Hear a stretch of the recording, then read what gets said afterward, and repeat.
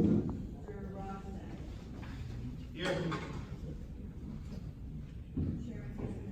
Here.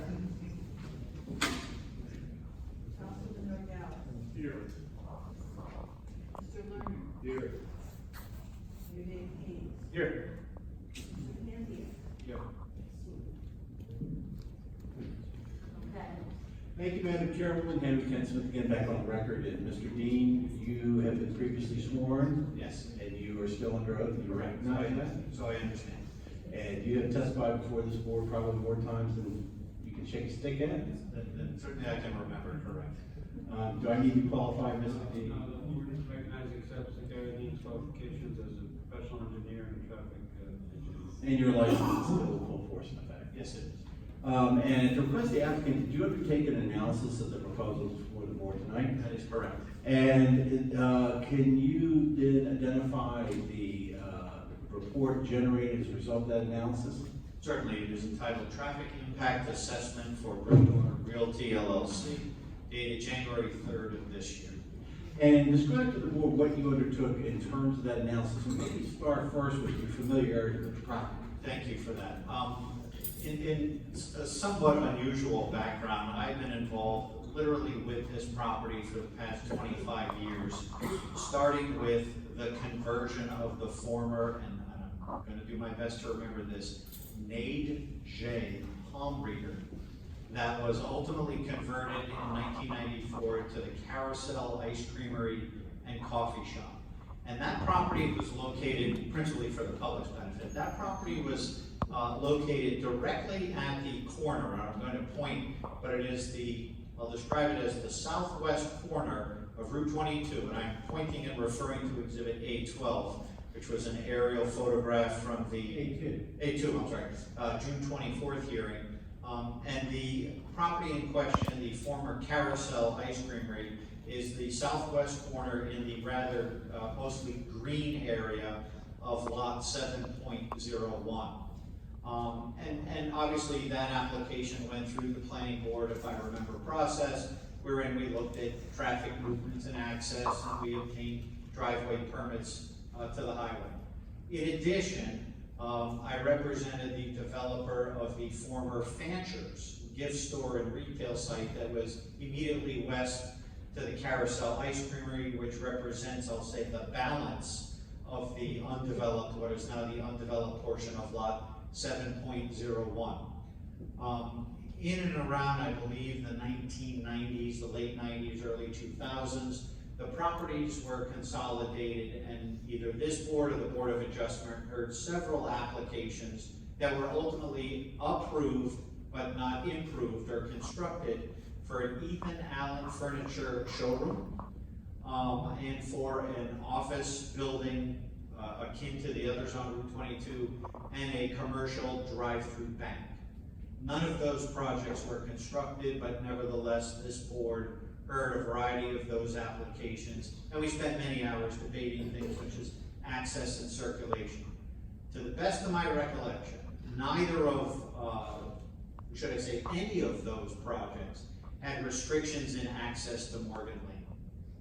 The Carousel in particular had a driveway which still exists today on the property, and the Ethan Allen and the others also had full access to Morgan Lane.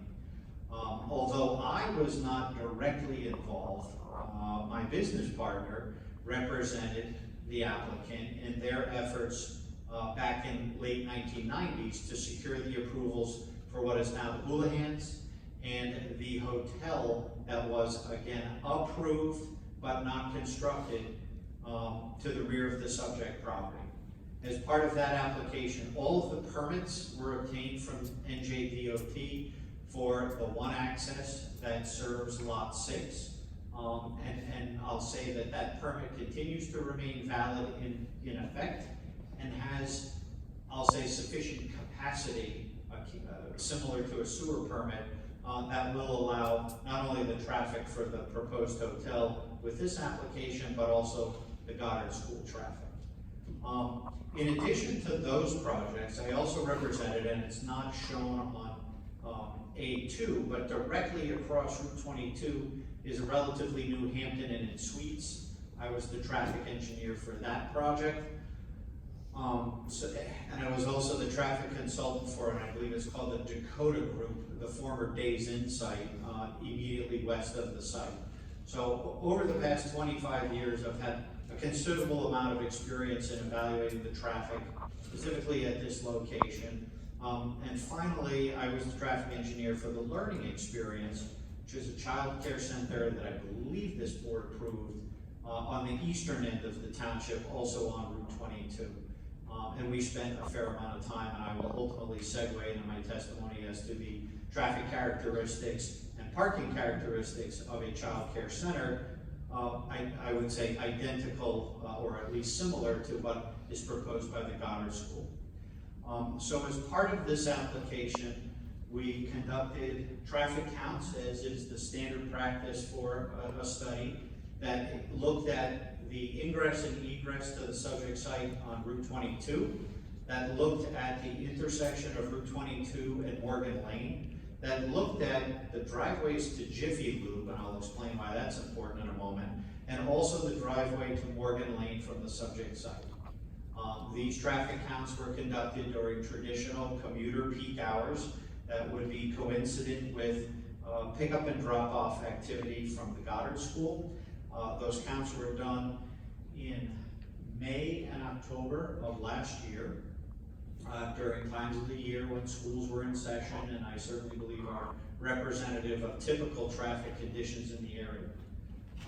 Morgan Lane, and appended to our report, we have several, I'll call them diagrammatic figures that show the volume of traffic on Route 22, and our traffic counts looked at each individual lane on the highway, which is important, and as vehicles need to enter and exit, they do so from the nearest lane. We also counted the traffic on Morgan Lane, and I just want to share a few numbers with you. All of the traffic volume counts during the peak hours are appended to our report, but just for identification, the Houlihan site in the morning does very little traffic. I suspect it's either a few employees or perhaps deliveries, with a total of 2 vehicles entering the Houlihan site and 5 exiting. Obviously, as we get into the evening peak hour, and that we found to occur from 4:30 to 5:30, the Houlihan's traffic was busier with 37 entering vehicles and only 9 exiting. Of the 37 vehicles that entered Houlihan's, and we did observe some of those vehicles travel north on Morgan Lane and turn left, even though I know it's prohibited, even though I know there's an ordinance that restricts it, those vehicles turn left and come into the site. The Jiffy Lube site is also fairly interesting in that when we counted their traffic, we found about 40% of the Jiffy Lube traffic wants to go and originates from the south on Morgan Lane. 60% comes on and off the highway. Now, the board may recall that our original traffic study reflects the applicant's initial proposal to lift that restriction on Morgan Lane. And so we evaluated the impacts of the Goddard School and the additional hotel as to the operations of that driveway. There's absolutely no problem with the operation of the driveway had that restriction been lifted. But I understand, given the sensitivity of the neighborhood, of that concern, as minimal a traffic volume as it is. So you've seen from the applicant a response to the concerns by this board and the neighbors to retain the driveway in its current configuration, to not require an amendment to your municipal ordinances, and it wouldn't be in violation of the restriction imposed on the zone. So that the traffic to the site in the amended plan, which I know Mr. Michello hasn't presented, but it now features the same right in and right out driveway on Route 22, and it features the same driveway on Morgan Lane as it exists today, which is intended to restrict traffic to only coming south and turning right into the site, or for exiting movements, continuing east and turning left to get back to Route 22. So what does that mean? That means every car coming in and out of this site must address Route 22 in some capacity. Now, we know that Route 22 is a busy highway. In fact, during the evening peak hour, I think there's close to 5,000 vehicles per hour. By contrast, Morgan Lane carries about 85. So is it easier to get in and out of Morgan Lane? Of course it is. But, again, in deference to the concerns that have been expressed, any traffic that wants to leave the site, for example, a parent that has picked up their child at night, must now exit onto Route 22, continue across the site frontage in an easterly direction, and because there are no other restrictions, will then turn right and go south on Morgan Lane anyway. It is the entering traffic that no longer has that, I'll call it convenient access if it originates from, say, Union Avenue or points further south. Instead of that traffic coming on Morgan Lane and simply entering the site, principally I suspect it will come up Adamsville Road as the alternative route. Again, get on Route 22 and travel east and then turn right into the site. So we understand the concerns, the plans have been amended, the consequence of those restrictions simply means more site traffic on Route 22. We know in the evening it's a busy highway. There's no disguising that fact. Before I get into those conditions, I do want to share with you a little more background as to how we project how much traffic will come principally to the Goddard School, but again to the hotel, notwithstanding the fact that it was originally approved. This board is familiar, but for the members of the public, traffic engineers rely on studies of similar land uses, and in this case, a child care center. And the data is compiled and published by the Institute of Transportation Engineers on basically a 5 to 7 year update of new data that's been compiled by other traffic professionals. And it's basically a big database of thousands of studies of various land uses. And for a child care center, the data that's compiled are basically the traffic volumes that somebody collected at a site during peak hours. Traffic engineer looks at an actual operating site, counts in and out traffic, and then we send our data to ITE, and then ultimately it gets compiled and published.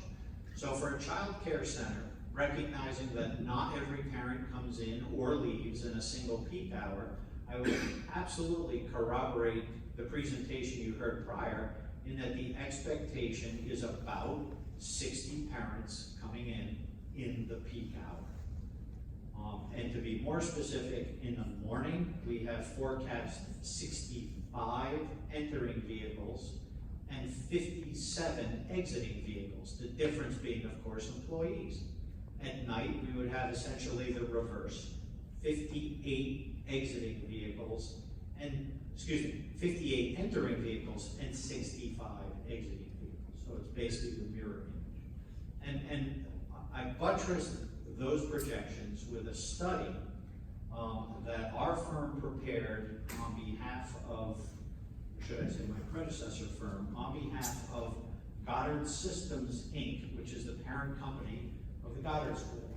So when they first appeared in New Jersey, they were fielding numerous questions about how many cars get parked, what's the traffic coming in and out, so they commissioned my firm to do a study of their existing facilities in New Jersey. And at the time, it was a 2003 study. They had 3 sites, Toms River, Hazlitt, and Howell Township. And all of the data, we went through the same thing that we would do for ITE. We counted the number of cars in and out over the course of the morning. We looked at peak parking demand, and we supplied all of that not only to ITE to assist with their database, but to Goddard School to help with their planning of future sites. So here we are 16 years later, and I'm finally getting to use my data. And what we found is that it compares virtually identically to ITE as far as the ins and outs. We do find that traffic was a little more concentrated in the morning as parents are dropping off on their way to work. But in the afternoon, it was spread out over a much longer time frame. Basically, as soon as the public schools start letting out at around 2:30, 3 o'clock, that's when a certain number of parents start coming in to also pick up their children from Goddard schools, and that continues throughout the afternoon. I would say more consistently, hour by hour, rather than having a single, say, spike right at 5:30. In terms of overall traffic, our study included both the estimates for the Goddard School as well as the hotel, relying on ITE. Our projection of future traffic conditions also considered the, I'll call it the Dakota site next door to us with the new restaurants and the double hotels. So we evaluated the ingress and egress patterns on the highway. I did update it, recognizing the change in the access to Morgan Lane. And without question, traffic leaving the site at night at the driveway, I'll call it the only driveway to Route 22, will wait. It will wait like Graymark, it will wait like traffic at Mercedes, it will wait like all of the sites on eastbound Route 22, but we still are projecting that to operate at a level of service D or E condition, which are delays of around 35 to 40 seconds. That condition would be improved if there were access to Morgan Lane, and I don't mean to continue to beat that drum, I just want to underscore the consequences of not altering that access. But in my opinion, there is exceptional sight distance looking to the west on Route 22, and that traffic will have sufficient opportunities or gaps, albeit with some delays, to eventually exit and continue east on Route 22. In terms of parking, I know we've spent some time was spent at the prior hearing prior to the agreement to consolidate the lots. As I mentioned, as part of our work for Goddard School, we looked at the requirement, if you will, of their existing sites and for the enrollment that is projected. And of course, a school that has a very big enrollment needs more parking. A school with a smaller enrollment needs less. For the size of the enrollment that is proposed, which I'm sorry, I have to check my notes. I think it's 156. 156, thank you. My estimate is, looking at all the ratios, we would need 30 spaces. I believe the learning experience that this board approved was capped at 162, so it's close. I believe that site had 30 or 29 parking spaces as well. So we're well within the parameters that this board has considered as appropriate for a child care center. Certainly this operator wouldn't want the site if it didn't have enough parking, but more importantly, and I'm now going to refer to the overall site plan, the prior site plan, this is A3. This is probably a model example of what traffic engineers call an opportunity for shared parking. And we look at three, we'll say, different land uses that are nonetheless compatible, wherein during peak hours, particularly in the morning, as parents are dropping off, Houlihan's isn't open. So there's an entire sea of parking within a very close walking proximity to the site that'll have those spaces available. Also in the morning, hotel guests are starting to leave. So that is beginning to open up parking spaces as well. In the evening, we have almost a reverse. Now, Houlihan's is certainly busier at night, but the hotel at 4:30 or 5 o'clock is not at certainly full occupancy, nor is Houlihan's for that matter, as we've seen from accounts. So during those particular hours, even if the 34 spaces, I'll say on the, and I'm pointing, so forgive me, it's on the lower left-hand corner of the A3 exhibit, but that's the Goddard School site. There certainly are candidate locations that are well removed from certainly Houlihan's and the proposed hotel, wherein Goddard School employees can park. So in my opinion, the 34 is completely self-sustaining. It requires no encroachment, but I would hope that the board should feel comfortable that given the nature and temporal differences in the peak demands for each of these uses, that there will be abundant parking to allow this to operate safely. We have submitted, and I do want to point out, and I neglected in my overview, that there are, I characterize them as safety improvements, but there are benefits associated with the proposal. Most principally, Fancher's had its own driveway to Route 22, Carousel had its own driveway to Route 22, and there was also a driveway to Morgan Lane. All of those driveways will be closed under this proposal. And the applicant has already submitted the application to NJDOT to remove the 2 existing driveways on Route 22. And at least in theory, and in DOT's perception, each driveway on a highway is a potential point of conflict. The fewer driveways there are, the fewer points of conflict. And I believe, and I'll defer to Ms. Doyle, I don't necessarily need the answer, but I believe your own ordinance even talks about consolidation of access where possible and shared driveways. It's a recognized transportation and land use planning technique. We are certainly adhering to that philosophy. So taking what was 3 driveways on Route 22 down to 1 and certainly eliminating the one on Morgan has what I would hope would be considered obvious benefits in terms of traffic circulation. And I think Mr. Ken Smith. Speaking of traffic circulation, can you just summarize and walk the board through the internal site circulation pattern? And referencing Exhibit A3. I'll start with A2 because hopefully it's easier, more easily seen. And again, north is to the top, Route 22. In the left-hand corner of the yellow outline is the driveway to Route 22 from the existing Houlihan's. And in the sort of tan tone, almost dead center in the middle of the exhibit is the existing Houlihan's. And the gray areas are obviously the existing parking areas. There's full 2-way circulation throughout the entire site. Upon entering from Route 22, you'll see a fairly pronounced, we'll say driveway, a throat length, that allows traffic to properly decelerate, enter the site, and then patrons can then either turn left to the front parking row or continue deeper into the site. And you will notice that as traffic proceeds what will be to, and now's probably a good time to point to A3, to the proposed hotel, that driveway is unencumbered by any parking whatsoever. In other words, cars won't be backing out into that aisle until one gets to the very front row, directly in front of the hotel building. So that circulation will remain, and I suspect, and I haven't done the comparison, consistent with the originally approved plan.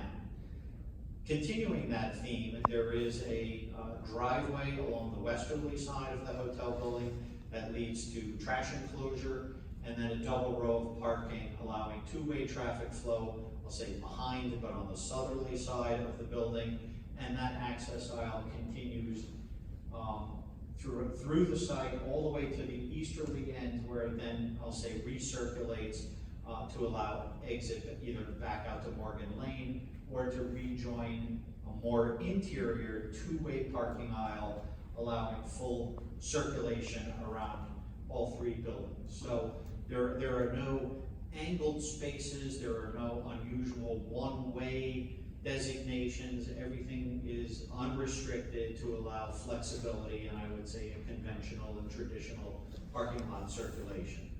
The only area where there is a little difference is along Drive A. Even though that's 2-way and it has parallel parking, you'll note a canopy or a porte-cochere area that allows drop-off for guests arriving to the hotel, and that's a fairly standard and traditional amenity. There is a notch or a bump out that would allow eastbound traffic the opportunity to continue to bypass if they're looking for parking or circulating around the Houlihan's building, so that that drop-off does not block the circulation or access aisle. I've reviewed it for the typical emergency vehicle and truck circulation, although that falls more under Mr. Moscello's purview. I like to give it the added review, and I'm confident that the typical delivery and emergency vehicle trucks that would be expected have access to all sides of these buildings. So in your opinion, then, in the overall structure of this proposal, with 3 uses, there exists adequate parking for all of the uses to coexist? Oh, yes, absolutely. And with regard to the circulation on site, in your opinion, is there a requirement for any additional signage or other directional signage? That not as of right or practice. I think if the board wants, I'll call them wayfinding signs to help customers, better understand the restrictions out to Morgan Lane. Belt and suspenders approach is never a bad thing, although I don't advocate a lot of sign clutter. It tends to detract visually. There is one other element of circulation I neglected to mention, and at the very western end of the site, I'll call it the northwest corner of the hotel building, there is a proposed depressed curb area, and as part of the adjoining hotel development to our west, I believe the board might have been board of adjustment, but there was a desire for a cross connection for fire access to allow trucks, principally from Findurn, if they should be arriving to get to that site. It obviously have to use Morgan Lane, but it will allow for that connection, and it benefits both sites. But that has been included in the overall design. And all access points operate at acceptable levels of service? They do, and again, subject to our obtaining the permits, we believe we've met all the appropriate standards that DOT would require and impose. Thank you very much. I have no further questions for Ms. Dean. Thank you. Mr. Dean, a quick question. When you did the traffic study, did it contemplate a bus dropping off or picking up children at the school? And if it did not, does that impact it in any way? Because we look at the templates for fire trucks, my sort of logic is if a fire truck fits, a bus will certainly fit, and that they have even a shorter wheelbase, and buses are designed to get into residential neighborhoods, and that's why they have like a big long overhang, but a really short wheelbase, so that it makes them more maneuverable. So I didn't specifically look at a school bus template, but because I looked at a fire truck, I know it'll fit. Okay, thank you. Mr. Lawyer? On the egress, I guess you're talking about, you said 30, 40 seconds at peak to get out. Correct.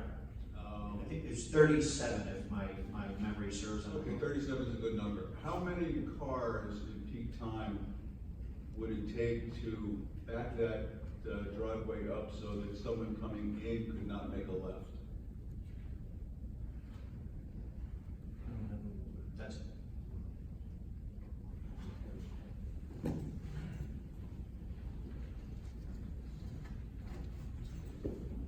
Wait a minute, you got a real rule here.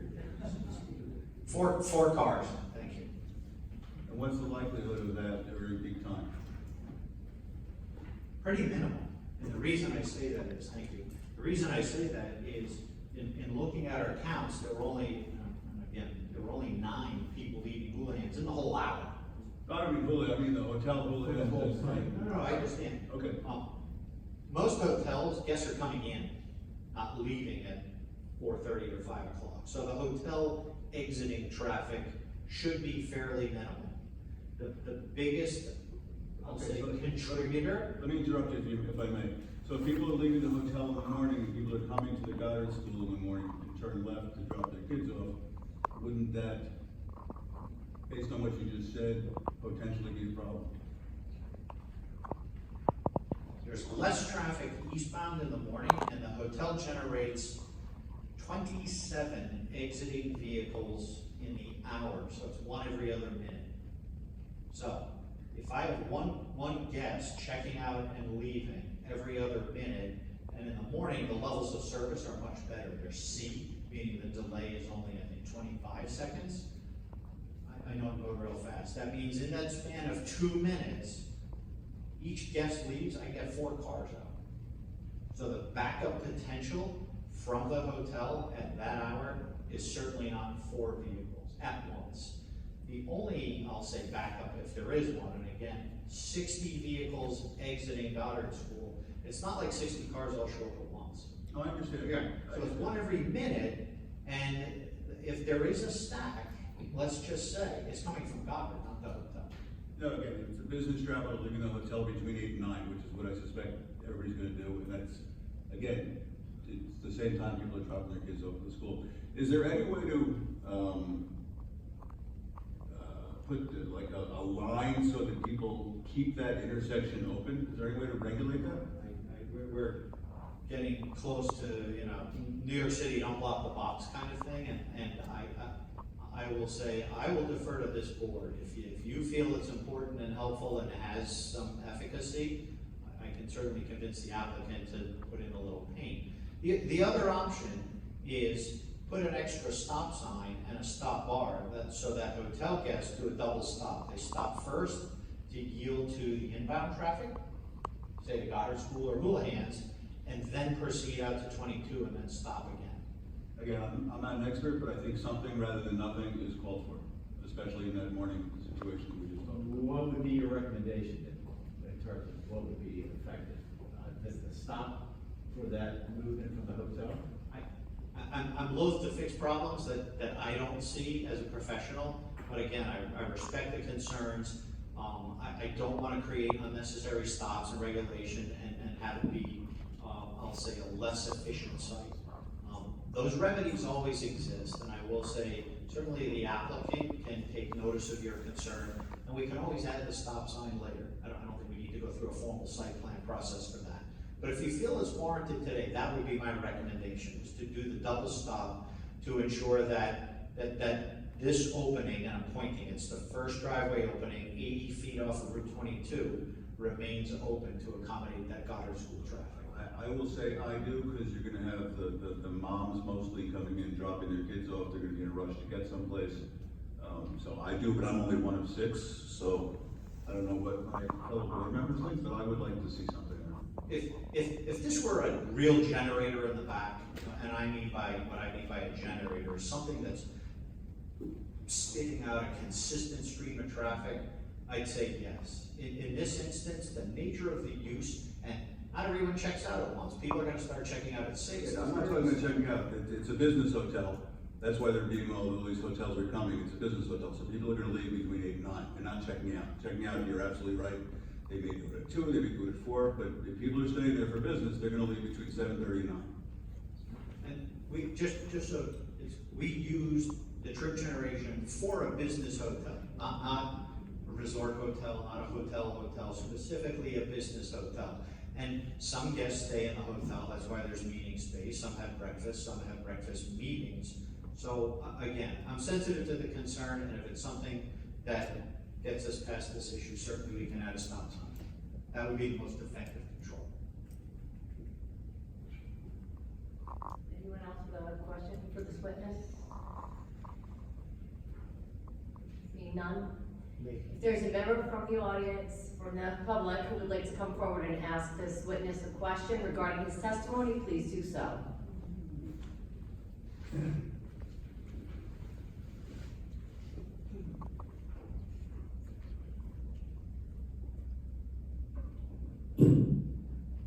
Robert Smith from Sanford, from the condominium complex here in Bridgewater.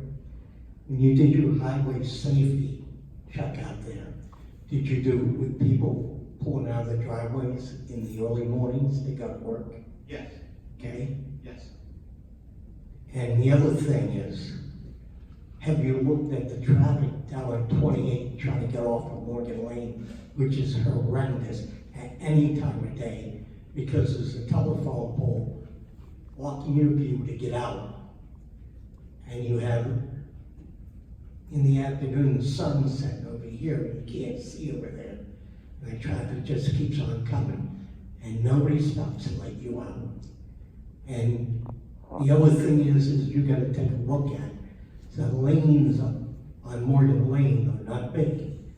The traffic that parks there, half the car to 1/3 the car is sticking out past the right hand, the left-hand side, the white lines, they're sitting in the travel lane, and somebody said, oh no, not my side, I'm not giving. And that's how it runs every day. And the school buses that come up there can't get through. The ambulance, which I'm acquainted with very well, can't get through because of weather conditions and stuff. There's too many cars parked on the street. There's no room for these emergency vehicles to get down there. I see it. I walk every day, 2 to 3 miles a day. I walk all the way up, down, around, I walk in Somerville. And the traffic flow down there is not good. And there was a traffic study done on Morgan Lane when they turned down the application to build another store over there after the ice cream shop went out, that there should be no building there till they improve the road, widen it, and making it usable for people. And we had a chemical spill down there. And for 5 hours, you couldn't move, you were paralyzed. With one car going down, one car coming up, gotta stop because there's a car parked there, and then somebody gets here, and then you start moving again, and then somebody gets here. It's not a pretty sight down there. That's why we don't want cars in that neighborhood. I watch them every day. They come racing up there, especially Mercedes-Benz. You think Mario Andretti is driving the Mercedes-Benz. They come down there at 60 miles an hour sometimes. They almost hit me about 4 or 5 times. They just don't walk. The school buses sit there, the kids are walking across the street. They don't stop for the kids. They just keep on going. And that is the problem with Morgan Lane. It's too small. It needs to be wide. And they put a 4-ton weight limit on down here at Adamsville Road. So now you got all the tractor trailers and all these business trucks that can't use Adamsville Road from 22 to 28, now coming down to Morgan Lane, and they're using Morgan Lane, which is adding congestion to it, times 159 cars that's going to be down there during the day. That's one way, and they got to go out, and then they got to come back in and pick the child up, and then they got to go out again. Morgan Lane wasn't made for commercial traffic in that, and there's no restrictions because they don't post the 4-ton limit down there like they did Evansville, and the police department, pardon the expression, sat there, 2 of them together. Look, the 2 people make a left-hand turn into hooligans, one car had a flat on. I know we've deviated very far from asking me a question. All I will say is, thank goodness the applicant agreed to change his plan, because you just imparted a lot of good, helpful information to me, which, if we were still trying to advocate for the unrestricted driveway, I would say clearly is important. But what you've hopefully heard tonight is that we're not changing the driveway. We're not adding new traffic onto Morgan Lane. We're keeping it on Route 22. So you've unlocked Pandora's box on a host of issues, but I can say that this applicant has been responsive to those concerns and has withdrawn the desire to put traffic directly onto Morgan Lane in violation of the ordinance. And that was, I think, Mr. Smith, well, another point that Mr. Dean had testified to earlier, which was the prior applications on that corner lot for the replacement to the creamery and the retail store did have an unrestricted driveway. And therefore, there was an anticipation of traffic on Morgan Lane. We will not have that condition here. Correct. So thank you for the comments, and maybe you can expand upon those at the right time, but if there's a question, I'd be happy to help you with that. Now they're gonna change 287 out there. Oh, gosh. To 22. Not to my knowledge. No, the signs are up for the construction right now on 287's ramps and in our neighborhood.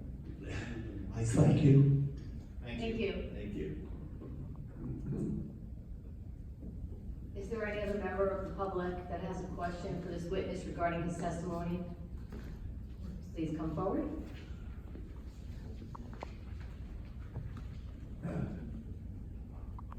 Bill Vreeland from Finland Heights, Stanford Drive.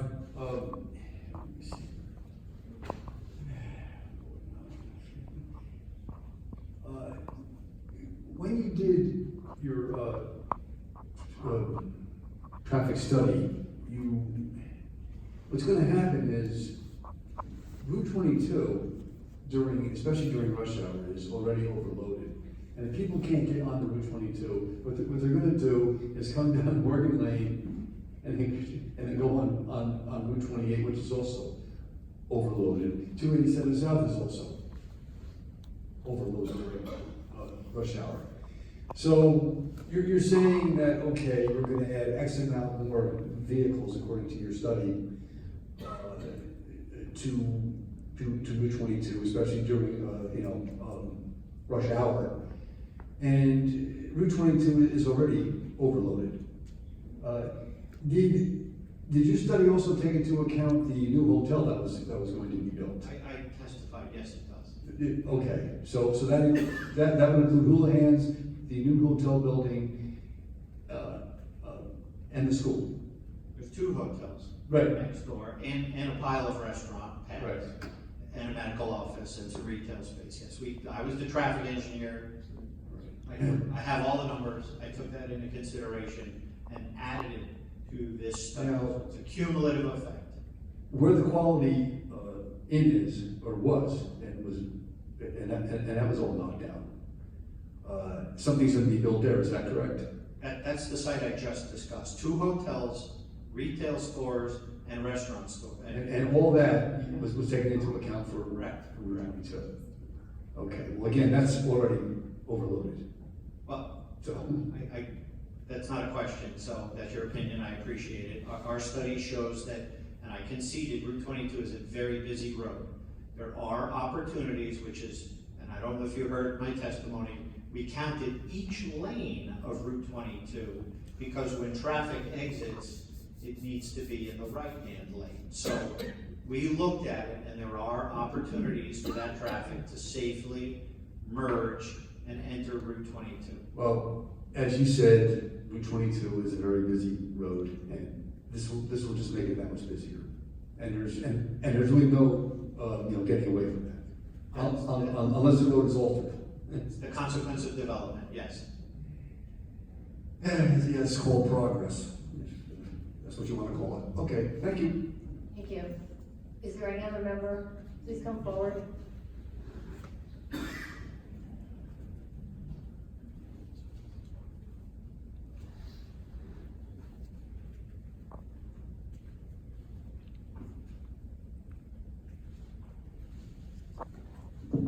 Since Smith, I live at 3 Stanford Drive, and I've lived there since 1988, which is over 30 years. And I have a question. When you did that traffic study, you did it between the hours of what time, 4 and? 7 and 9 in the morning, Yeah. and 4 to 6:30 at night. 6:30, okay. Because between 3 and 7 is really the high volume traffic. When we do our counts, just so it's clear, we conduct them over the 2.5 hour period. We do it every 15 minutes. And we find the 4 consecutive 15 minutes, whenever they occur, when traffic is busiest. So in this case, from our counts and studies, that was 4:30 to 5:30. That's the absolute busiest. Now, that's not to say between 5:30 and 6:30, it isn't busy, but it's not as busy as it was between 4:30 and 5:30. So that constitutes our peak hour. But we look at that 2.5 hour period to tell us when it is. Well, that's your time. I mean, I've personally I've lived in the area for 30 years and been on those roads at different times, and doesn't seem to encompass the whole really crowded time. And just for the record, I've never seen a road from Morgan Lane into Fanchers. They came off 22, but I never saw them there. There are extra driveways, but there were houses there, and the houses were condemned and taken down, and the driveways are still there. And yes, the carousel was there, but that was a very small place that only had a few parking spaces. And the current road, my understanding was, that was a fire lane originally, just for the firemen. You didn't even see that. That was a rutted road that nobody even knew was there. But believe me, I've lived there, I've seen that. And I've been in O'Connor's and what it was before O'Connor's and whatever. And traffic did not go in and out of that place regularly on that road until when they put the hooligans in, they went and paved it and made it more accessible. And those are my comments. Thank you very much. Is there any other member of the public that has a question for this witness regarding his testimony? Seeing none? Thank you. all for your time. Thank you, Madam Chairwoman. Thank you. Now, as we had, I had discussed at the beginning, because Mr. Michelle wasn't available, he will be available to testify on August the 13th. We have some additional information that we will take under consideration. We will be able to conclude the presentation on the 13th. And two witnesses that night, right? Correct. Our planner and Mr. Michelle. Okay, thank you. So, we had noticed for the 13th, but just maybe announce that. The application of Troy Scott will continue its hearing without additional notices on August 13th, 2019 at 7 p.m. in the meeting room. Thank you very much. Thank you. At this time, I'd like to open up the meeting to members of the public wishing to make a comment to the board on any matter not listed on the agenda. You may do so at this time. Please note that in accordance with the municipal land use law and case law, any questions or comments about a pending application must be made in the hearing on that specific application. Yes, sir?